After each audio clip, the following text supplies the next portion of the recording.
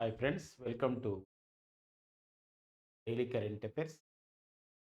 So December 4, 2024లో ఉన్నటువంటి current affairs మరి December 4, 2024 current అఫైర్స్లో ఉన్నటువంటి ఈ రోజున్న ఇంపార్టెంట్ ఏముంది చూద్దాం. సో వివిధ దినపత్రికలు వచ్చినటువంటి అంశాలు, అందులో ఇంపార్టెంట్ కరెంట్ అఫైర్స్ ఏవో చూద్దామండి. సో మరి డిసెంబర్ 4 ఒక ఇంపార్టెన్స్ ఉంది. నేషనల్ నేవీ డే అంటే జాతీయ నావికాదళ దినోత్సవం జరుపుకుంటాం.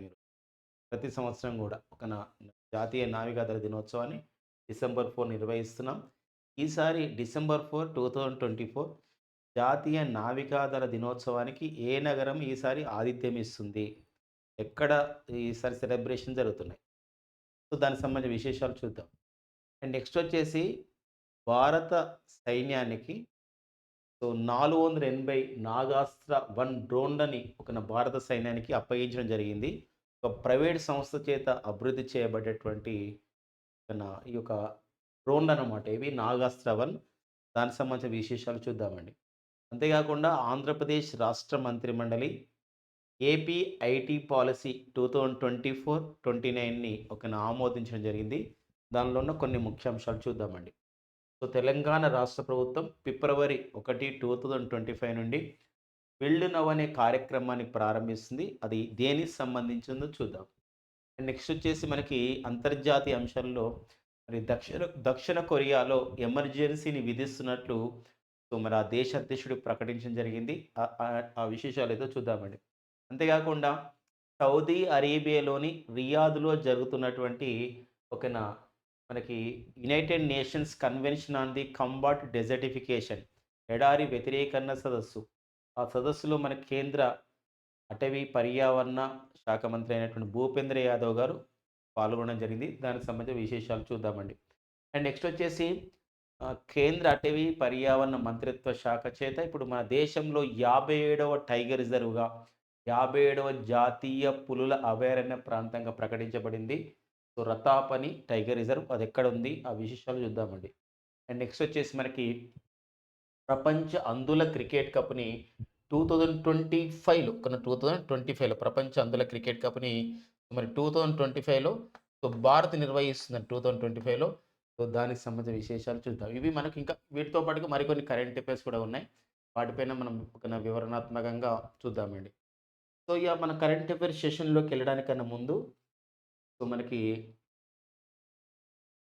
సూపర్ స్టార్ ఆన్‌లైన్ క్లాసెస్ యాప్‌లో current affairs year round up course అనేది ప్రారంభించబడిందండి. సో అంటే జనవరి నుంచేని డిసెంబర్ 2024 వరకు కూడా current affairs monthly current affairs ఉంటాయి. ఇంపార్టెంట్ కరెంట్ అఫైర్స్‌ని ఇందులో అప్‌లోడ్ చేయబడుతూ ఉన్నాయి. ఇవి వెరీ లేటెస్ట్ అనమాట. గతంలో ఇవి కాకుండా ఇప్పుడే మళ్ళీ ఇంపార్టెంట్ తీసుకొని చేస్తున్నాం. ఇప్పటివరకు ఈ నవంబర్ కరెంట్ అఫైర్స్ అంటే మంత్లీ కరెంట్ అఫైర్స్‌లో భాగంగా నవంబర్ కరెంట్ అఫైర్స్‌ని అప్‌లోడ్ చేశారు. అక్టోబర్ కరెంట్ అఫైర్స్ కూడా అప్‌లోడ్ చేశాం. అండ్ సెప్టెంబర్ కరెంట్ అఫైర్స్ కూడా మరి అప్‌లోడ్ అవుతున్నాయి. మొత్తం కూడా జనవరి టు డిసెంబర్ వరకు కూడా మొత్తం current affairs up to December వరకు ఈ ఈ నెల కరెంట్ అఫైర్స్ మొత్తం కూడా అప్‌లోడ్ అయితూ ఉంటాయి డే బై డే. మొత్తం ఈ నెల అయిపోయేంత వరకు అంటే తొందరలోనే మొత్తం కూడా ఒక 5 డేస్‌లోనే 4, 5 డేస్‌లోనే జనవరి టు నవంబర్ కరెంట్ అఫైర్స్ మొత్తం అప్‌లోడ్ అయితాయి. ఇప్పుడైతే నవంబర్, అక్టోబర్ అయిపోయాయి. అండ్ ఇప్పుడు త్వరలో జరగబోయే కాంపిటీటివ్ ఎగ్జామ్స్‌కి ఉపయోగపడే విధంగా మీకు ఒక 1 ఇయర్ వ్యాలిడిటీతో ఈ కోర్స్‌ని డిజైన్ చేయడం జరిగింది. సో 1 ఇయర్ వ్యాలిడిటీ ఇస్తారు. అంటే మొత్తం కూడా జనవరి టు డిసెంబర్‌లో ఉన్న ప్రతి కరెంట్ అఫైర్ ఇంపార్టెంట్ పాయింట్ ఇందులో కవర్ చేయబడతదనమాట. సో నంబర్ ఆఫ్ వీడియోస్ ఉంటాయి. సో ఇంపార్టెంట్ వీడియోస్ ఉంటాయి.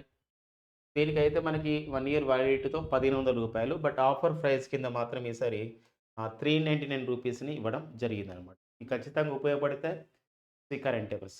కరెంట్ అఫైర్స్ కావాల్సిన వాళ్ళు, ఈ వీడియోస్ కావాల్సిన వాళ్ళు Big Bazaar online classes app అండి.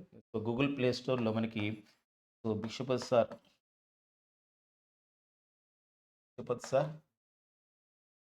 ఆన్‌లైన్ క్లాసెస్ యాప్‌ని డౌన్‌లోడ్ చేసుకోండి. డౌన్‌లోడ్ చేసుకొని కోర్స్‌ని పర్చేజ్ చేయడం ద్వారా ఈ సంబంధించినటువంటి సమాచారాన్ని మీరు మీ యొక్క ప్రిపరేషన్ మరింతగా ఉపయోగపడే విధంగా ఉంటుందండి.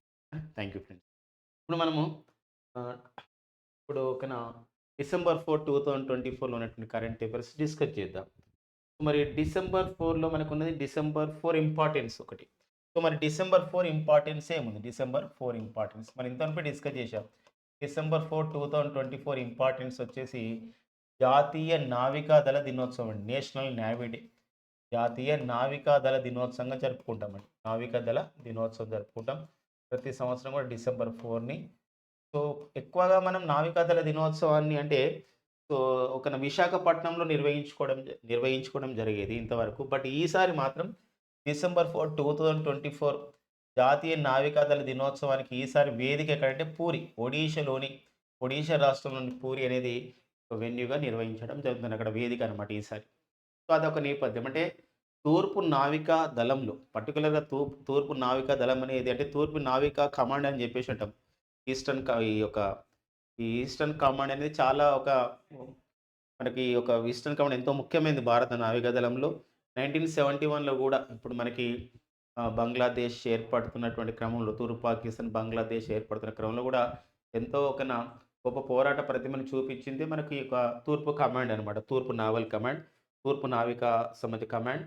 సో, విశాఖపట్నం కేంద్రంగా పనిచేస్తున్నది ఈ కమాండ్. కానీ ఈసారి మాత్రం భారత నావికాదళ దినోత్సవాలు ప్రతి సంవత్సరం విశాఖపట్నంలో జరిగితే ఈసారి మాత్రం ఒడిషాలోని పూరిలో నిర్వహిస్తున్నారు. కాబట్టి ఈ వెన్యూ మనకి ఇంపార్టెంట్ ఈసారి. సో, మరి అంతేగాకుండా మరి తూర్పు నావికా దళం అంటే తూర్పు నావికా కమాండ్ యొక్క ప్రధాన కార్యాలయం విశాఖపట్నం.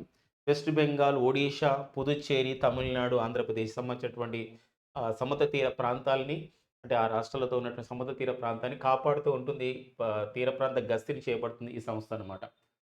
సో, అదొక ఇంపార్టెన్స్‌గా మనం చూసుకోవాల్సిన అవసరం ఉంది. ఇగ డిసెంబర్ 4 జాతీయ నావికా దళ దినోత్సవం సందర్భంగా మరొక అంశం. ప్రెజెంట్ మన భారత ప్రధాన నావికాధికారిగా ఎవరు పనిచేస్తున్నారు? Who is the present chief of the navy staff? The present chief of the navy staff వచ్చేసి మనకి అడ్మిరల్. అతనికి అత్యున్నతమైన హోదా అనమాట. భారత నావికా దళంలో అత్యున్నతమైన హోదా అడ్మిరల్. అడ్మిరల్ దినేష్ కుమార్ త్రిపాఠి అండి. డీకే త్రిపాఠి అనేవారు భారత నావికాదళ ప్రధాన అధికారిగా పనిచేస్తున్నారనమాట. నెక్స్ట్ వచ్చేసి ఇది మనకి నేవీ ఎప్పుడైనా గుర్తుపెట్టుకోవాలి. కాంపిటీటర్‌కెళ్ళేవారు నేవీ, నెక్స్ట్ వచ్చేసి ఎయిర్ ఫోర్స్, నెక్స్ట్ వచ్చేసి మనకి ఆర్మీ. అంటే ఇక్కడ సైనిక ప్రధానాధికారి, భారత ప్రధాన సైనికాధికారి, భారత వైమానిక ప్రధానాధికారి, భారత నావికా ప్రధానాధికారి కూడా నేర్చుకుంటాం. మరి ఎయిర్ ఫోర్స్ ఒకన భారత ప్రధాన వైమానిక అధికారిగా ప్రెజెంట్ ఎవరు పనిచేస్తున్నారంటే ఎయిర్ చీఫ్ మార్షల్. ఎవరండి? Air chief marshal Amarpreet Singh. So, Amarpreet Singh అనేవారు ప్రెజెంట్ భారత ప్రధాన వైమానిక అధికారిగా పనిచేస్తున్నారు. యాక్చువల్‌గా మనకి వివేక్ రామ్ చౌదరి ఉండేవారు. వారి స్థానంలో రావడం జరిగింది. అండ్ భారత ప్రధాన సైనికాధికారిగా ఎవరు పనిచేస్తున్నారంటే జనరల్. అత్యున్నతమైన హోదా general. So, general Upendra Dwivedi అండి. ఎవరండి? జనరల్ ఉపేంద్ర ద్వివేది అనేవారు ప్రెజెంట్ మన భారత ప్రధాన సైనికాధికారిగా పనిచేస్తున్నారు. సో, ఈ మూడిటితో పాటు మనం ఇంకొకరిని నేర్చుకుంటాం. Chief of the defence staff present CDS. మరి బిపిన్ రావత్ అయితే తొలి సీడీఎస్‌గా పనిచేశారు. చీఫ్ ఆఫ్ ది డిఫెన్స్ స్టాఫ్‌గా ఈ 3 దళాల యొక్క సమన్వయం గురించి. Present chief of the defence స్టాఫ్‌గా పనిచేస్తున్న వారు జనరల్ అనిల్ చౌహాన్ అండి. ఎవరండి? జనరల్ అనిల్ చౌహాన్ గారు పనిచేస్తున్నారన్నమాట. సో, ఇట్లా మనకి అంశం వచ్చినప్పుడు మొత్తం కూడా ఇట్లా వివరణాత్మకంగా నేర్చుకోవడం ద్వారా మనం ఒక సబ్జెక్ట్ పైన కొంచెం పట్టొచ్చే అవకాశం ఉంటుందన్నమాట. ఓకేనండి. ఇక మరికొంత సమాచారం చూద్దాం. ఇంకా మనకు దీంతో పాటుగా మనకున్నటువంటి కరెంట్ అఫైర్స్ చూసినట్లయితే ఈరోజు ఉన్నటువంటి కరెంట్ అఫైర్స్‌లో నాగాస్త్ర 1 అనేది మనకు న్యూస్‌లో ఉంది. నాగాస్త్ర 1. సో, నాగాస్త్ర 1 ఏంటండి మన నాగాస్త్ర 1 అనేది సంబంధించింది ఏంటంటే ఇది ఒక డ్రోన్ అన్నమాట. ఇదొక సూసైడల్ డ్రోన్‌గా కూడా ఉందన్నమాట. ఆత్మాహుతి డ్రోన్‌గా పిలుస్తాం. సో, ఇది స్వదేశీ పరిజ్ఞానంతో తయారు చేయబడింది. స్వదేశీ పరిజ్ఞానం అంటే సొంతంగా ఇండిజినస్‌గా డెవలప్ చేసాం. అంటే భారత్ స్వదేశీ పరిజ్ఞానంతో తయారు చేసినటువంటి ఆత్మాహుతి డ్రోన్ స్వదేశీ పరిజ్ఞానంతో అంటే ఇండిజినస్‌గా డెవలప్ చేసినటువంటి స్వదేశీ పరిజ్ఞానంతో తయారు చేయబడేటువంటి పరిజ్ఞానంతో తయారు చేయబడ్డ స్వదేశీ పరిజ్ఞానంతో తయారు చేయబడేటువంటి ఒక డ్రోన్ అన్నమాట. అధునాతనమైనటువంటి భారత్ తయారు చేసినటువంటి అధునాతన మోడర్నైజ్డ్ సూసైడల్ డ్రోన్‌గా చెప్తాం. ఇది సైనిక అవసరాలకు ఉపయోగపడుతుంది. మరి ఇలాంటి నాగాస్త్ర ఇందులో ఉన్నటువంటి సంబంధించినటువంటి ఫీచర్స్ ఏమున్నాయని చెప్పేసి అంటే ఇక్కడ సో, దీని యొక్క బరువు వచ్చేసి వెయిట్ వచ్చేసి మనకి 9 కిలోలు ఉంటుందండి. 9 కిలోలు ఉంటుంది ఈ బరువు. మరి ఇది మనకి భూమి పైన 45 మీటర్ల పైన 45 మీటర్ల ఎత్తుకెళ్ళి సో, మనకు గస్తీని చేపడతదనమాట. 45 మీటర్ల ఎత్తున ఎళ్లి ఇది గస్తీని చేపడుతుంది. అవసరమైతే తను పేల్చుకొని శత్రువుకి సంబంధించినటువంటి వాళ్ళని ఏం చేసి సంహారం గూడా చేస్తుందనమాట. ఏది ఈ నాగాస్త్ర వన్. దానికో ప్రత్యేకత. ఇంకోటేందంటే ఇక్కడ మనకి రాడార్స్ అంటే రేడియో డిటెక్షన్ అండ్ రేంజింగ్ అని జెప్పేసి అంటాం. ఈ రాడార్‌కు చిక్కకుండా ఇది పనిచేస్తదనమాట. ఈ యొక్క నాగాస్త్ర వన్. ఇన్ని స్పెషాలిటీస్ ఉన్నాయి. మరి ఇలాంటి నాగాస్త్ర వన్‌ని ఎవరు అభివృద్ధి చేశారంటే మనకు డ్రోన్స్ అన్నా, రక్షణ ఆయుధాలంటే ఎక్కువ గూడా డీఆర్‌డీఓ అభివృద్ధి చేస్తది. కానీ ఈసారి అది ప్రైవేటు సంస్థ తయారు చేసింది. నాగపూర్‌కి చెందినటువంటి సోలార్ ఇండస్ట్రీస్ వాళ్ళండి. నాగపూర్ అంటే మహారాష్ట్రలోని నాగపూర్‌కి చెందినటువంటి సోలార్ ఇండస్ట్రీస్ వాళ్ళు దీన్ని అభివృద్ధి చేయడం జరిగిందనమాట. సోలార్ ఇండస్ట్రీస్ వాళ్ళు అభివృద్ధి చేశారు. ఈ నాగాస్త్ర వన్ అని చెప్పేసినటువంటి ఈ యొక్క ఆత్మాహుతి డ్రోన్ అనమాట. అయితే ఇది అభివృద్ధి చేసినటువంటి సంస్థ వాళ్ళు ఏం చేశారంటే ఇప్పుడు 480 ఈ నాగాస్త్ర వన్ డ్రోన్స్‌ని 480 అండి. 480 ఈ నాగాస్త్ర వన్ ఈ సంబంధించిన ఆత్మాహుతి డ్రోన్‌ని ఈ లైటరింగ్ ఆయుధాలని చెప్పేసి అంటాం. ఈ నాగాస్త్ర వన్‌ని భారత సైన్యానికి అప్పజెప్పడం జరిగిందనమాట. అంటే భారత సైన్యానికి అప్పగింత జరిగిందనమాట. ఇది ఇంపార్టెంట్. ఒక స్వదేశీ పరిజ్ఞానంతో అంటే సుమారుగా చెప్పాలంటే 75% కూడా స్వదేశీ పరిజ్ఞానంతో తయారు చేసినట్టు ప్రకటించడం జరిగిందనమాట. సో, మొత్తం కూడా ఒక డేటా రావడం జరిగింది. ప్రతి పాయింట్ కూడా ఇంపార్టెంటే. నాగాస్త్ర వన్ విశేషం ఏంది? ఎవరు తయారు చేశారు? ఏంటి అని చెప్పేసి. ఓకేనండి. నెక్స్ట్ చూద్దాం. తర్వాత నెక్స్ట్ వచ్చేసి మనకి ఆంధ్రప్రదేశ్ రాష్ట్రం ఆంధ్రప్రదేశ్ రాష్ట్ర మంత్రిమండలి సంబంధించినటువంటి ఐటీ పాలసీ రాష్ట్రంలో ఐటీని ఎలా అభివృద్ధి చేయాలి, ఇన్ఫర్మేషన్ టెక్నాలజీ ఎలా అభివృద్ధి చేసే విషయం పైన సో కూలంకషంగా చర్చించి ఆంధ్రప్రదేశ్ రాష్ట్ర మంత్రిమండలి AP IT policy Andhra Pradesh IT policy AP IT policy 2024-29 అనమాట. 24 నుంచి 29 వరకు అమలయ్యే విధంగా ఒక పాలసీని రాష్ట్ర మంత్రిమండలి ఆమోదించడం జరిగింది. ఇక్కడ ప్రధానంగా చూసినట్లయితే ఇందులో మనం చూసినట్లయితే రాష్ట్రంలో ఐటీని అభివృద్ధి చేయడం ద్వారా సుమారు 1,00,000 మందికి ఉపాధి వచ్చే విధంగా కృషి చేయడం అనేది ప్రధానమైన విషయం. దాంతో పాటుగా మరొక విషయం ఏంటంటే టెక్నాలజీ ఆధారిత పరిశ్రమలు ఏర్పాటు చేయడం. అంటే టెక్నాలజీ బేస్డ్ ఇండస్ట్రీస్.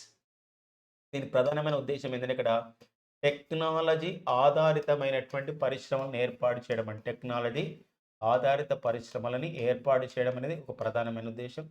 దాంతో పాటుగా మనం చూసినట్లయితే ఈ టెక్నాలజీ ఆధారిత పరిశ్రమలతో పాటుగా ఐటీని గవర్నెన్స్‌లో అంటే పాలనలో ఉపయోగించుకోవడం. అంటే యాప్‌లు గాని ఇలాంటి వాటి చేసి పాలనలో ఉపయోగించుకోవడం.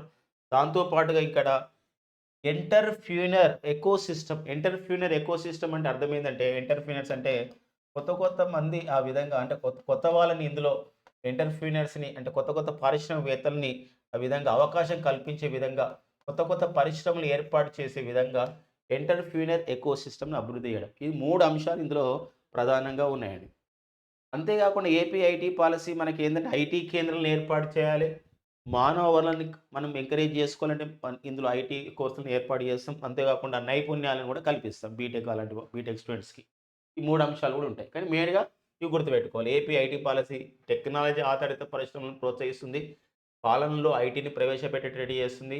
ఎంటర్‌ప్రెన్యూర్ ఎకోసిస్టమ్ అంటే కొత్త పారిశ్రామికవేత్తలకి ఐటీని మన రాష్ట్రంలో ఆంధ్రప్రదేశ్ రాష్ట్రంలో ఏర్పాటు చేసే విధంగా కృషి చేస్తుంది ఏపీ ఐటీ పాలసీ. అంతేకాకుండా ఈ ఏపీ ఐటీ పాలసీలో పరిశ్రమని ఇన్ఫర్మేషన్ టెక్నాలజీని పాలసీ ద్వారా ఎంకరేజ్ చేయడానికి ఏం చేస్తున్నారంటే మౌలిక సదుపాయాల కల్పన కల్పిస్తున్నారండి. మౌలిక సదుపాయాలు.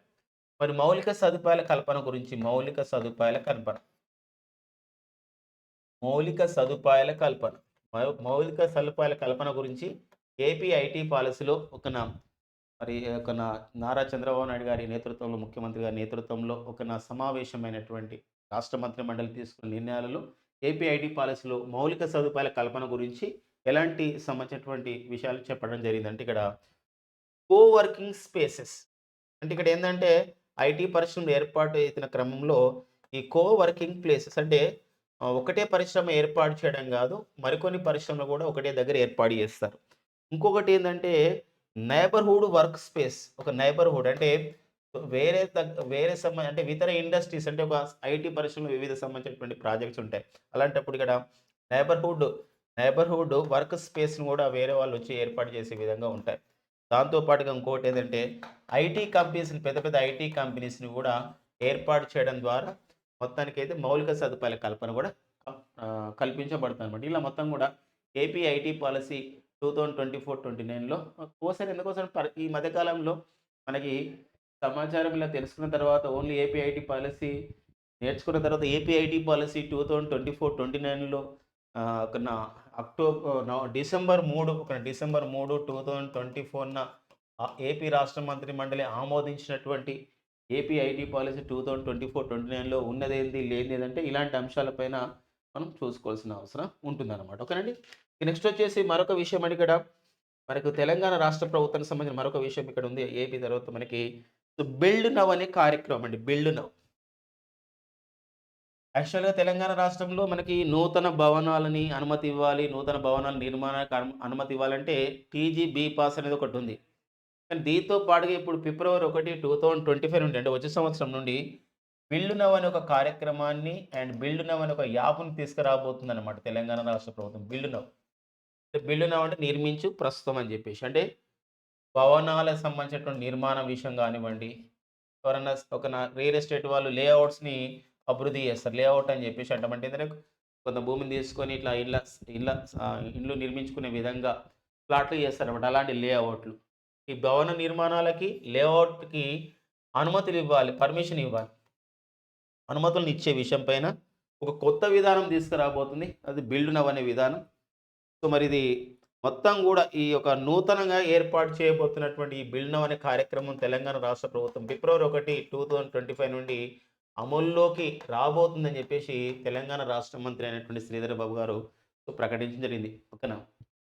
ఏంటి మరి ఇక్కడేందంటే నూతన ఏకీకృత ఆన్‌లైన్ భవన అనుమతి లేఅవుట్ యొక్క ఒక వ్యవస్థని ఆ విధంగా ఆమోద వ్యవస్థని ఏర్పాటు చేస్తారనమాట. దీని యొక్క ప్రధానమైన ఉద్దేశ్యం ఏందంటే నూతన ఏకీకృత అంటే ఒకరే ఇస్తారన్నమాట ఇక పర్మిషన్. నూతన ఏకీకృత అంటే ఆన్‌లైన్ ద్వారా జరుగుతాయి. నూతన ఏకీకృత అంతా ఆన్‌లైన్ ద్వారా అవుతాదనమాట. ఆన్‌లైన్ భవన అనుమతి, భవనాల యొక్క అనుమతి మరియు లేఅవుట్ అండి. లేఅవుట్ ఆమోద వ్యవస్థ అని చెప్పేసి అంటారన్నమాట. ఈ తెలంగాణ కాంపిటీటివ్ ఎగ్జామ్స్ రాసేవాళ్ళు గుర్తుపెట్టుకోవాలి. ఇటీవల ఫిబ్రవరి 1, 2025 నుండి తెలంగాణలో అమలు కానున్నటువంటి బిల్డ్ నవ్ కార్యక్రమం యొక్క ఉద్దేశ్యం ఏదంటే బిల్డ్ నవ్ కార్యక్రమం యొక్క ఉద్దేశ్యం ఏదంటే నూతన ఏకీకృత ఆన్‌లైన్ భవన అనుమతి లేఅవుట్ ఆమోద వ్యవస్థ అని చెప్పేసి అంటామండి. ఓకేనా? నెక్స్ట్ చూద్దాం. ఈ నెక్స్ట్ వచ్చేసి మనకి మరికొంత సంబంధించినటువంటి కరెంట్ అఫైర్స్ మనం ఇంతవరకు డిస్కస్ చేసినాం. అది దక్షిణ కొరియా దేశంలో ఏంటంటే ఇక్కడ ఎమర్జెన్సీని విధిస్తున్నట్లు ఆ దేశ అధ్యక్షుడైనటువంటి యూన్ సుక్ యోల్. సో చూడండి డిసెంబర్ 3, 2024 ఒక అంతర్జాతీయ సంఘటన ఏంటంటే సౌత్ కొరియా అండి. సౌత్ కొరియా ఈ ప్రపంచంలోనే మనకి సౌత్ కొరియా న్యూస్‌లో ఉందండి. ఎందుకోసం అంటే ఇక్కడ సో ఎంటర్‌టైన్‌మెంట్ గురించి ఒక రోబోను గూడా హైడల్ అనే రోబోను గూడా అక్కడ ప్రవేశపెట్టడం జరిగింది. అంతేగాకుండా రోబో ఆత్మహత్య చేసుకున్న సంఘటన కూడా అక్కడ దక్షిణ కొరియాలో జరిగింది. అలాంటి నేపథ్యంలో మనకి సో, సౌత్ కొరియా దేశం అధ్యక్షుడు అయినటువంటి వారు యూన్ సుక్ యోల్ అండి. యూన్ సుక్ యోల్. మరి దక్షిణ కొరియా అధ్యక్షుడైనటువంటి యూన్ సుక్ యోల్ ఆ దేశంలో ఎమర్జెన్సీ మార్షల్ లా అని చెప్పేసి అంటాం. దేశంలో పరిపాలనకి ఇబ్బంది ఉంది. అలాంటప్పుడు ఏంటంటే ఎమర్జెన్సీ మార్షల్ లాని విధిస్తారనమాట. అంటే అత్యవసర పరిస్థితిని విధిస్తున్నట్టు ప్రకటించడం జరిగింది. కానీ ఇమ్మీడియేట్‌గా ఏమైందంటే ఆ అత్యవసర పరిస్థితిని పార్లమెంటు అంటే దక్షిణ కొరియా పార్లమెంట్ ఏం చేసిందంటే తిరస్కరించిందండి. దక్షిణ కొరియా రాజధాని సియోల్‌లో ఉన్నటువంటి పార్లమెంటు తిరస్కరించింది. ఏం తిరస్కరించింది అంటే ఈ యొక్క సంబంధించినటువంటి ఈ యొక్క ఎమర్జెన్సీ మార్షల్ లాని తిరస్కరించడం జరిగింది. ప్రెజెంట్ అక్కడ సంక్షోభంలో ఉందన్నమాట. సో, ఇదండి మనకి. ఇటీవల కాలంలో ఈ క్రింది ఏ దేశం లేదా డిసెంబర్ 3, 2024న ఈ క్రింది ఏ దేశం ఓకేనా ఎమర్జెన్సీ మార్షల్ లాని ఎమర్జెన్సీ విధిస్తూ వార్తల్లో ఉంది. లేదా ఏ దేశ అధ్యక్షుడు ఒక యూన్ సుక్ యోల్ అనేవారు ఈ క్రింది ఏ దేశంలో ఎమర్జెన్సీని విధిస్తే ఆ దేశ పార్లమెంట్ తిరస్కరణకు గురైందన్నప్పుడు ఇక్కడ దక్షిణ కొరియా అనే అంశాన్ని ఇక్కడ చూసుకోవాల్సిన అవసరం ఉంది. ఇదొక అంతర్జాతీయ అంశంగా ఉందండి. దీని తర్వాత మరొక విషయం అండి ఇక్కడ మనకు యునెస్కో కూడా న్యూస్‌లో ఉంది. యునెస్కో అంటే United Nations educational scientific cultural organisation అని చెప్పేసి అంటామండి UNESCO. United Nations education scientific cultural organisation మనకు 46వ యునెస్కో వరల్డ్ హెరిటేజ్ కమిటీ సమావేశం 2024 మన భారత్‌లో నిర్వహించడం జరిగింది.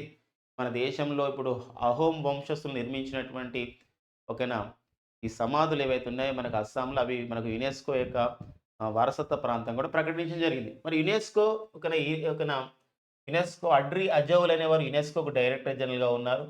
యునెస్కో అనేది మనకి ఫ్రాన్స్ రాజధాని ప్యారిస్ కేంద్రంగా పనిచేస్తున్నటువంటి సంస్థ యునెస్కో. మరి యునెస్కోకు ప్రెజెంట్ డైరెక్టర్ జనరల్ వచ్చేసి ఇక్కడ అడ్రి అజౌలే గుర్తుపెట్టుకోండి. ఫ్రాన్స్ దేశం చెందినటువంటి వారు. అండ్ యునెస్కో 46వ యునెస్కో వరల్డ్ హెరిటేజ్ కమిటీ సమావేశం 2024లో భారత్ మరియు న్యూఢిల్లీలో నిర్వహించుకోవడం జరిగింది. మన దేశంలో 43వ ప్రపంచ యునెస్కో చేత వారసత్వ ప్రాంతంగా గుర్తించబడింది అహోం సమాధులు మనకు అస్సాంలో ఉన్నాయి.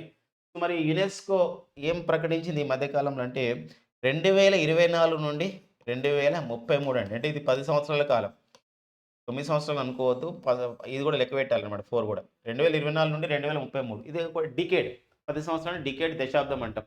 ఈ దశాబ్దాన్ని ఎలా ప్రకటించిందంటే it is the international decade for science sustainable development. అంటే ఇక్కడ గుర్తుపెట్టుకోండి ఇది ఇంటర్నేషనల్ డికేడ్ అంటే అంతర్జాతీయ దశాబ్దం. ఇంటర్నేషనల్ డికేడ్ అండి. డికేడ్ అంటే duration of the 10 years. International decade of దేనిపైన international decade of the science for అంటే శాస్త్రీయ జ్ఞానం. ఈ శాస్త్రీయ జ్ఞానం ఫర్ ఎందుకు అంటే ఫర్ సస్టైనబుల్ డెవలప్‌మెంట్ అంటే సుస్థిరమైనటువంటి అభివృద్ధి కావాలన్నమాట. సస్టైనబుల్ డెవలప్‌మెంట్ అంటే ఈ భూమిపైన ఉన్నటువంటి ప్రతి అంశం కూడా మనం యూజ్ చేసుకోవడం కాదు. అందరూ వాడుకోవాలని చెప్పేసి దీని ఉద్దేశ్యం అనమాట. ఇది సస్టైనబుల్ డెవలప్‌మెంట్ అంటాం. ఇప్పుడు మనం కూడా ఐక్యరాజ్యసమితి యుఎన్ఓ 2015 సంవత్సరంలో ఇలా 17 సస్టైనబుల్ డెవలప్‌మెంట్ గోల్స్‌ని చెప్పడం జరిగిందనమాట. వీటిని చేరుకోవడం దీని ఉద్దేశ్యం అనమాట. అందుకోసమే ఇందులో సైన్స్ యొక్క పాత్ర కూడా ఇంపార్టెంట్ ఉంది కాబట్టి యునెస్కో 2024-2033 ఈ డికేడ్‌ని ఎలా ప్రకటించిందంటే international decade of the science for the sustainable development అని చెప్పేసి ప్రకటించడం జరిగిందండి. So, very important. ఎందుకోసం ఐక్యరాజ్యసమితి అనుబంధ సంస్థగా ఉంది యునెస్కో కాబట్టి అడిగే అవకాశం ఉంటది. సో, ఇంకొక విషయం ఏంటంటే ఐక్యరాజ్యసమితి కూడా ఇలా ప్రకటిస్తూ ఉంటది. ఇప్పుడు ఐక్యరాజ్యసమితి కూడా. చూడండి ఐక్యరాజ్యసమితి ఇప్పుడు యుఎన్ఓ ఉంది. 2023 ఉంది. యుఎన్ఓ 2023 ఎలా ప్రకటించిందంటే మిల్లెట్స్ ఇయర్. మిల్లెట్స్ ఇయర్ అంటే ఏంటంటే ఇక్కడ చిరుధాన్యాల సంవత్సరంగా యుఎన్ఓ ప్రకటించింది. 2024ని ఎలా ప్రకటించింది యుఎన్ఓ అంటే సో యుఎన్ఓ 2024 అంటే ఒంటెల సంవత్సరంగా ప్రకటించింది. క్యామ్లిడ్స్ అని చెప్పేసి అంటాం. క్యామల్స్ అంటాం లేదా క్యామలిడ్స్ అంటాం. ఒంటెల సంవత్సరంగా ప్రకటించింది. అండ్ 2025ని క్వాంటమ్ సైన్స్ అండ్ టెక్నాలజీ సంవత్సరంగా ప్రకటించింది యుఎన్ఓ. సో 2025 అనమాట. సో ఇలా మనకి అడిగే అవకాశం అనేది ఉంటుంది. ఐక్యరాజ్యసమితి అన్నాం కాబట్టి ఐక్యరాజ్యసమితిలో ఇటీవల మన భారత శాశ్వత ప్రతినిధిగా మన తెలుగు వారైనటువంటి పర్వతనేని హరీష్ గారు ఇందులో ఈ పదవిలో రుచిరా కంబోజ్ స్థానంలో ఐక్యరాజ్యసమితిలో భారత శాశ్వత ప్రతినిధిగా the permanent India's representative to the యుఎన్ఓగా నియమితులు కావడం జరిగిందనమాట. సో అంశం వచ్చినప్పుడు డిస్కస్ చేసుకోవడం ద్వారా సో మనకి ఇంపార్టెన్స్ ఉంటుంది. ఎందుకోసం అంటే ఈ మధ్యకాలంలో పోటీ పరీక్షల్లో చూసినట్లయితే మనకి జనరల్ స్టడీస్‌ని మనం చదివే కోణంలో కరెంట్ అఫైర్స్ ఖచ్చితంగా మనం ఒక సపోర్ట్‌గా ఉండాల్సిన అవసరం ఉంటుంది. జనరల్ స్టడీస్‌లో చాలా క్వెషన్స్ కూడా సో మనకి కరెంట్ అఫైర్స్ బేస్‌తోనే ఎక్కువగా మనకు వస్తున్న నేపథ్యం ఉందన్నమాట. సో అందుకోసమే ఇట్లా వివరణాత్మకంగా చేసుకోవాల్సిన అవసరం ఉంది. నెక్స్ట్ వచ్చేసి మరొక అంశం అంటే ఇక్కడ మనకి మన దేశంలో ఇప్పుడు టైగర్ రిజర్వ్స్ అంటే పులుల అభయారణ్యాలు అని చెప్పేసి అంటాం. టైగర్ రిజర్వ్స్ పులుల అభయారణ్యం. అంటే పులుల్ని కాపాడుకోవాలనే ఉద్దేశ్యంతో, సంరక్షణ చేసుకునే ఉద్దేశ్యంతో పులుల అభయారణ్య ప్రాంతాలని ఆ విధంగా ప్రొటెక్షన్ చేసుకునే ఉద్దేశంతో మనకు 1973లో మన భారత ప్రభుత్వం 1973లో సో టైగర్ ప్రాజెక్ట్‌ని లేదా టైగర్ రిజర్వ్స్ అని చెప్పేసి అటువంటి టైగర్ ప్రాజెక్ట్‌ని ఈ టైగర్ ప్రాజెక్ట్ ద్వారా ఏం ఏర్పాటు చేశారు? టైగర్ రిజర్వ్స్‌ని ఏర్పాటు చేయడం జరిగిందనమాట. టైగర్ రిజర్వ్స్‌ని సో ఏర్పాటు చేయడం జరిగింది. ఈ టైగర్ రిజర్వ్స్ ఏర్పాటు క్రమంలో ministry of the forest, environment, climate change అంటే కేంద్ర అటవీ, పర్యావరణ, వాతావరణ మార్పుల మంత్రిత్వ శాఖ పరిధిలో పనిచేస్తున్న national tigers conservation authority NTCA అనే సంస్థ సో ఎంతో కృషి చేస్తుంది. ఇలాంటి క్రమంలో మన భారతదేశంలో మరి 1973లో టైగర్ ప్రాజెక్ట్ వస్తే పులుల అభయారణ్య ప్రాంతాలని సంరక్షణ చేసే కార్యక్రమం వస్తే సో మరి ఇప్పుడు 57వ టైగర్ రిజర్వ్‌గా ప్రకటించబడింది. కేంద్ర అటవీ పర్యావరణ మంత్రిత్వ శాఖ చేత, ఎన్‌టీసీఏ చేత, నేషనల్ టైగర్స్ కన్జర్వేషన్ అథారిటీ చేత. అదే రతపాని టైగర్ రిజర్వ్ అనమాట. రతపాని అండి. Ratapani tiger reserve. TRN Ratapani tiger reserve. మరి ఈ రతపాని టైగర్ రిజర్వ్ ఎక్కడ కలదు అని చెప్పేసి అంటే ఇది మధ్యప్రదేశ్ రాష్ట్రంలో ఉందండి. ఇక్కడ మధ్యప్రదేశ్ రాష్ట్రంలో ఉంది. మరి రతపాని టైగర్ రిజర్వ్ కదండి. రతపాని టైగర్ రిజర్వ్ అనేది మధ్యప్రదేశ్ రాష్ట్రంలో ఉన్నదన్నమాట. మరి ఓకేనా. ఇది ఎన్నో టైగర్ రిజర్వ్? దేశంలో ఇది రతపాని టైగర్ రిజర్వ్ అనేది ఎన్నో టైగర్ రిజర్వ్‌గా ఉంది అంటే ఇది మన దేశంలో ఏర్పాటు చేయబడేటువంటి 57వ టైగర్ రిజర్వ్ అండి. 57th TRN. టీఆర్ అంటే టైగర్ రిజర్వ్. 57వ టైగర్ రిజర్వ్. 57వ టైగర్ రిజర్వ్ అండి. మరి 57వ టైగర్ రిజర్వ్ అని చెప్పేసి అన్నప్పుడు మరి ఈ క్రమంలో మనం తెలుసుకోవాల్సిన విషయం ఏందంటే సో మరి కొన్ని లాస్ట్ మరి 56 టైగర్ రిజర్వ్ ఏది? మనం ఇది నెక్స్ట్ పేజ్‌లో రాసుకునే ప్రయత్నం చేద్దాం. ఓకేనా. మనకి బాగా గుర్తుపెట్టుకోండి. టైగర్ రిజర్వ్స్ పైన డిస్కస్ చేస్తా ఉన్నాం. మరి 57వ టైగర్ రిజర్వ్‌గా 57వ టైగర్ రిజర్వ్‌గా లేదా 57వ పులుల అభయారణ్య ప్రాంతంగా టీఆర్ఎన్ టైగర్ రిజర్వ్‌గా ప్రకటించబడింది రతపాని టైగర్ రిజర్వ్. ఈ రతపాని టైగర్ రిజర్వ్ అనేది ఎక్కడ కలదంటే మధ్యప్రదేశ్ రాష్ట్రంలో ఉంది. ఎంపీ, మణిపూర్ కాదండి, మధ్యప్రదేశ్ రాష్ట్రంలో ఉంది. ఇది 2024లో నిన్ననే ప్రకటించబడింది డిసెంబర్ 3న. మరి దీనికన్నా ముందుది ఏమైతది? 56వ టైగర్ రిజర్వ్ అయితది. మరి 56వ టైగర్ రిజర్వ్ 56 టైగర్ రిజర్వ్ ఏది? అంటే 56 టైగర్ రిజర్వ్ గురి ఘాసీదాస్ తమోర్ పింగ్లా టైగర్ రిజర్వ్ అండి. గురు ఘాసీదాస్ అండి. గురు ఘాసీదాస్ తమోర్ పింగ్లా ఈ 2 కలిపిరనమాట. Tamor Pingla tiger reserve. ఎక్కడుంది ఇదంటే ఈ టైగర్ రిజర్వ్ ఎక్కడుంది అని చెప్పేసి అంటే ఇది ఛత్తీస్‌గఢ్‌లో ఉంది. ఇది కూడా 2024లోనే సో దీనికన్నా ముందు ప్రకటించడం జరిగింది. అండ్ 55th టైగర్ రిజర్వ్ మన దేశంలో ప్రకటించబడ్డ 55వ టైగర్ రిజర్వ్ ఏది అని చెప్పేసి అంటే 55వ టైగర్ రిజర్వ్ అన్నది so Dholpur Karauli tiger reserve. Dholpur అండి. కరౌలి అండి. కరౌలి అని రాశానా? రైట్. కరౌలి అండి. Karauli tiger reserve. టీఆర్ అంటే టైగర్ రిజర్వ్ అండి. ఎక్కడ కలదంటే రాజస్థాన్‌లో ఉందండి. రాజస్థాన్‌లో ఉంది ధోల్పూర్ కరౌలి టైగర్ రిజర్వ్. ఇది లాస్ట్ ఇయర్ ప్రకటించారు 2023లో. అన్నీ అవసరం లేదు. ఒక 55 వరకు రాసుకుందామండి ఉపయోగపడతాయి మనకి ఎగ్జామ్‌లో. అండ్ మళ్ళీ నెక్స్ట్ మనకి 54వ టైగర్ రిజర్వ్‌గా మన దేశంలో ప్రకటించబడ్డ టైగర్ రిజర్వ్ ఏది? 54వ టైగర్ రిజర్వ్ ఏది అని చెప్పేసి అంటారు.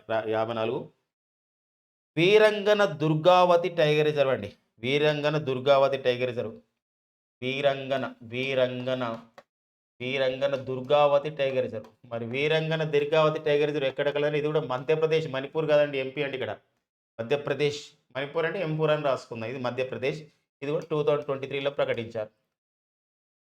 అండ్ మరి దేశంలో ప్రకటించబడ్డ 53వ టైగర్ రిజర్వ్. మరి 53వ టైగర్ రిజర్వ్ వచ్చేసి ఏదండి ఇక్కడ? వెరీ ఇంపార్టెంట్ ఇక్కడ. రాణిపూర్ టైగర్ రిజర్వ్ అనేది రాణిపూర్ అండి.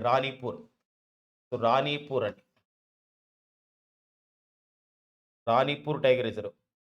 మరి రాణిపూర్ టైగర్ రిజర్వ్ ఎక్కడ కలదంటే ఇది ఉత్తరప్రదేశ్ రాష్ట్రంలో 2022లో ప్రకటించడం జరిగింది. తర్వాత మనకి దేశంలో ఏర్పాటు చేయబడ్డటువంటి 52వ టైగర్ రిజర్వ్ అండి. 52వ tiger reserve.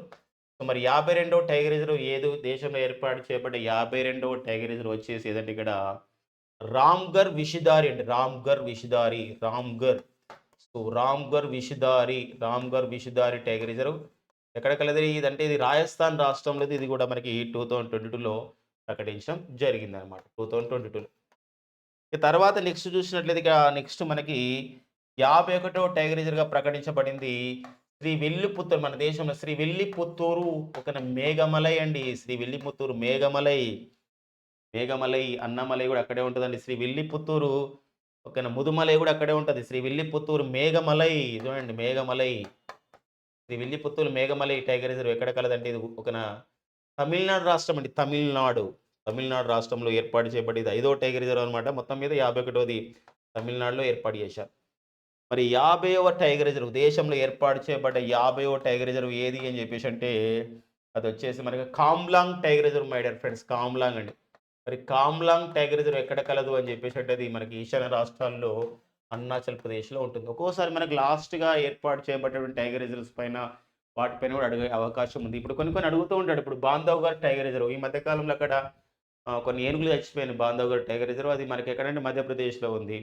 Valmiki tiger reserve బీహార్‌లో ఉంది. ఇట్లా Dudhwa tiger reserve, Bandipur tiger reserve మనకి కర్ణాటక రాష్ట్రంలో ఉంది. అట్లా అడుగుతున్న నేపథ్యం ఉంటది. కానీ లాస్ట్‌గా చివరగా ఏర్పడేటువంటి టైగర్ రిజర్వ్స్ గుర్తుపెట్టుకోవాలి. ఈ మధ్య కాలంలో కూడా ఇప్పుడు రామ్సార్ సైట్స్ కొత్తగా ప్రకటించబడ్డాయి 3 అలాంటియి. అలాంటి వాటిని కూడా మనం ఒకటి 85 రామ్సార్ సైట్స్ అనేవి చివరగా ఏర్పాటు చేయబడ్డ రామ్సార్ సైట్స్ ఏంటి 3 అలాంటి అడుగుతున్న నేపథ్యం ఉంటది కాబట్టి ఇది పాయింట్ చూసుకోవాల్సిన అవసరం ఉంది. టైగర్స్ గురించి నేర్చుకుంటున్నాం కాబట్టి ప్రతి సంవత్సరం గూడా మనం వరల్డ్ టైగర్స్ డే గూడా జరుపుకుంటామండి. ఓకేనా. మరి ఎప్పుడు మనం వరల్డ్ టైగర్స్ డే ప్రపంచ పులుల దినోత్సవం ఎప్పుడు జరుపుకుంటామంటే జూలై 29 ఎవ్రీ ఇయర్ గూడా వరల్డ్ టైగర్స్ డేగా జరుపుకుంటాం. ఆగస్టు 10ని మనం ఒక వరల్డ్ లయన్స్ డేగా జరుపుకోవడం జరుగుతుంది. ఇక నెక్స్ట్ వచ్చేసి మరొక సైన్స్ అండ్ టెక్నాలజీ అప్డేట్ విషయం ఉందండి. మనకేందంటే ఇక్కడ నిన్ననే చెప్పుకున్నాం గదా! మనం ఏందంటే ఇక్కడ conference of the parties 16 United Nations convention on the combat desertification సదస్సు 2024 మనకి ఎక్కడ నిర్వహిస్తున్నారంటే డిసెంబర్ ఎండ్‌నే స్టార్ట్ అయింది. అది రియాద్. సౌదీ అరేబియాలోని రియాద్‌లో నిర్వహిస్తున్నారు. సో మరి సౌదీ అరేబియాలో రియాద్‌లో నిర్వహిస్తున్నటువంటి ఈ యుఎన్‌సిసిడి సంబంధించిన కార్యక్రమానికి మరి ఈ సదస్సుకి ఎవరు హాజరు కావడం జరిగింది మన భారతదేశం తరపున అంటే ఇప్పుడు ఇక్కడ భూపేందర్ యాదవ్ గారు హాజరు కావడం జరిగిందండి. భూపేందర్ యాదవ్ గారు కేంద్ర అటవీ, పర్యావరణ మరియు కేంద్ర అటవీ, ఫారెస్ట్, ఎన్విరాన్మెంట్, పర్యావరణ అండ్ క్లైమేట్ చేంజ్ అంటే వాతావరణ మార్పుల మంత్రిత్వ శాఖకు మంత్రిగా ఎవరున్నారండి భూపేంద్ర యాదవ్ గారు ఈ కార్య ఈ కార్యక్రమానికి హాజరు కావడం అయితే జరిగిందనమాట. ఈ నెక్స్ట్ వచ్చేసి మరికొంత సంబంధించిన సమాచారం అండి. సో దీంతో పాటుగా మరికొంత ఇన్ఫర్మేషన్ మనకుంది. ఒక స్పోర్ట్స్ అప్డేట్ విషయం మనకుందండి. ఏంటా స్పోర్ట్స్ అప్డేట్ అంటే ప్రపంచ అంధుల క్రికెట్ కప్. ప్రపంచ అంధుల వరల్డ్ బ్లైండ్ క్రికెట్స్ కప్ అనమాట. వరల్డ్ ప్రపంచ అందులంటే బ్లైండ్ పర్సన్స్ దివ్యాంగుల అందుల క్రికెట్ కప్ నిర్వహిస్తున్నాం. సో 2025 సంవత్సరంలో మరి ప్రపంచ అందుల క్రికెట్ కప్ 11 దేశాలు ఇందులో పార్టిసిపేట్ కాబోతున్నాయండి. 11 దేశాలు భారత్‌తో పాటు. మరి వెన్యూ ఎక్కడంటే మన భారత్‌లో నిర్వహించడం జరుగుతుందనమాట. సో భారత్‌లో నిర్వహించడం జరుగుతుంది. వరల్డ్ బ్లైండ్ క్రికెట్ కౌన్సిల్ వాళ్ళు దీన్ని అధికారికంగా ప్రకటించడం జరిగిందనమాట. ఓకేనా. అంతేకాకుండా దీన్ని మన భారతదేశంలో ఈ బ్లైండ్ క్రికెటర్స్ యొక్క అసోసియేషన్ కూడా ఉంది. అది మనం cricket association of the blind in India అని అంటారు. దానికి మహంతేష్ అనేవారు జీకే మహంతేష్ అండి. మనకెట్లయితే ఇప్పుడు బీసీసీఐ ఉంది. అంటే మనకి భారత క్రికెట్ నియంత్రణ మండలి దీనికి మనకి రోజర్ బిన్నీ అనేవారు దీనికి అధ్యక్షుడిగా ఉన్నారండి. రోజర్ బిన్నీ అనేవారు అధ్యక్షుడిగా ఉన్నారు. సో, ఐసీసీ ఉంది. International cricket council. దీనికి మనకి చైర్మన్‌గా ఉన్నవారు మనకి జైషా. అదే విధంగా క్రికెట్ సంస్థ మరొకటుంది. Cricket association of the blind in India అంటారు. Cricket association of the blind in India అనే సంస్థ ఉంది. దీనికి ప్రెజెంట్ అధ్యక్షుడు జీకే మహంతేష్ గారు అధికారికంగా ప్రకటించడం జరిగింది. ఈ ప్రపంచ అందుల క్రికెట్ కప్ మన భారత్‌లో నిర్వహిస్తారు. వరల్డ్ బ్లైండ్ క్రికెట్ కౌన్సిల్ వాళ్ళు కూడా ధృవీకరించడం జరిగిందనమాట. సో, ఇది ఇంపార్టెంట్ అండి. సో, ఏ దేశం నిర్వహిస్తుందని. సో, ప్రపంచ అందుల క్రికెట్ కప్ 2025లో మన భారత్ నిర్వహిస్తుంది. మరొక అంశం ఉంది. మనకి ఓకేనా. ప్రపంచ అందుల టీ20 కప్ నిర్వహించరండి. ఎక్కడ నిర్వహించారు ఈసారి ప్రపంచ అందుల టీ20 కప్? ప్రపంచ అందుల నెక్స్ట్ పేజ్‌లో రాద్దాం. ప్రపంచ అంధుల ప్రపంచ అంధులు అంటే బ్లైండ్ పర్సన్స్ అండి. అందుల ఎంత ఎంత ఒక నా ఇన్స్పిరేషన్ చూడండి. ప్రపంచ అంధుల టీ20 క్రికెట్ కప్ 2024 ఎవరు నిర్వహించడం జరిగిందండి ఇది? పాకిస్తాన్ నిర్వహించడం జరిగింది. వెన్యూ వచ్చేసి పాకిస్తాన్ అండి. వెన్యూ అన్నమాట. మన భారత్ హాజరు కాలేదు. కొన్ని వీసా సంబంధించిన నియమాలతో అక్కడ వెళ్ళలేదు. విన్నర్ గూడా ఎవరు తెలుసండి? విన్నర్ గూడా ఎవరంటే విజేత గూడా ఎవరు నిలిచారంటే ఈ యొక్క ఒక నా టీ20 కప్‌ని పాకిస్తానే గెలుచుకోవడం జరిగిందనమాట. సో, ఇది మనకొక స్పోర్ట్స్ అప్‌డేట్‌గా మనకి వార్తల్లో ఉందనమాట. సో, ఇవ్వండి మనకి. మనకి ఒక ఈరోజు డిసెంబర్ 4, 2024లో ఉన్నటువంటి వివిధ దినపత్రికలో వచ్చినటువంటి ముఖ్యమైనటువంటి సో, కరెంట్ అఫైర్స్ మీకు ఎగ్జామినేషన్ పాయింట్ టేబుల్‌లో అందివ్వడం జరుగుతుందనమాట. ప్రతి అంశాన్ని గూడా ఇట్లా సో, ఖచ్చితంగా ఎగ్జామ్ పాయింట్ టేబుల్‌లో ఉంటుందండి. సో, అందుకోసమే మరింత సమాచారం గురించి మీరింకా ఇయర్ రౌండప్ అంతా గురించి ఎందుకోసమంటే ఏ కాంపిటీటివ్ ఎగ్జామ్స్ రాసినా 1 ఇయర్ కరెంట్ అఫైర్స్ అనేది ఖచ్చితంగా వస్తున్నాయి. సో, మరి ఈ 1 ఇయర్ కరెంట్ అఫైర్స్ కోర్స్ మీ దగ్గర 1 ఇయర్ పాటు ఉండడానికి 1 ఇయర్ పాటు ఉండడానికి మన Bikshabal sir online classes app ద్వారా చూడండి Bikshabal sir online classes app ద్వారా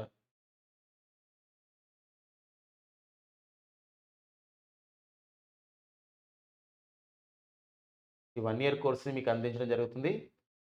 బిక్షబల్ సార్ ఆన్‌లైన్ క్లాసెస్ యాప్ మీరు గూగుల్ ప్లే స్టోర్‌లోకెళ్ళి బిక్షబల్ సార్ ఆన్‌లైన్ క్లాసెస్ యాప్‌ని మీరు డౌన్‌లోడ్ చేసుకున్నారనుకోండి సో, అందులో ఈ కోర్స్ అనేది కనబడతదనమాట. మొత్తం గూడా ఏసి ఇక్కడ ఉంది చూడండి. జనవరి నుంచి డిసెంబర్ వరకు కరెంట్ పేపర్స్ ఉంటాయి. ప్రెజెంట్ అయితే డిసెంబర్‌లో కొన్ని కరెంట్ పేపర్స్ ఇప్పుడంటే అప్‌లోడ్ అయితున్నాయి. ఆల్రెడీ నవంబర్ అయిపోయింది. అక్టోబర్ గూడా అయిపోయింది. ఇక దశల వారీగా ఒక కొన్ని రోజులలోనే మొత్తం అప్‌డేట్ అయితదనమాట. అప్ టు డిసెంబర్ 2020 వరకు అప్‌డేట్ అయితది. యాక్చువల్‌గా రూ. 1,100 కొంచెం దానికి ఆ విధంగా శ్రమ చేయాల్సిన అవసరం ఉంటది. బట్ ఆఫర్ ప్రైస్‌గా మనకు 399 రూపీస్‌కి ఇవ్వడం జరుగుతుందండి. సో, మనకి వాలిడిటీ 1 ఇయర్ ఉంటుంది. సో, ఈ అంశాన్ని గుర్తించండి. మీ ఫ్రెండ్స్ కూడా షేర్ చేసే ప్రయత్నం చేయండి ఈ సమాచారాన్ని. So, thank you friends and all the best.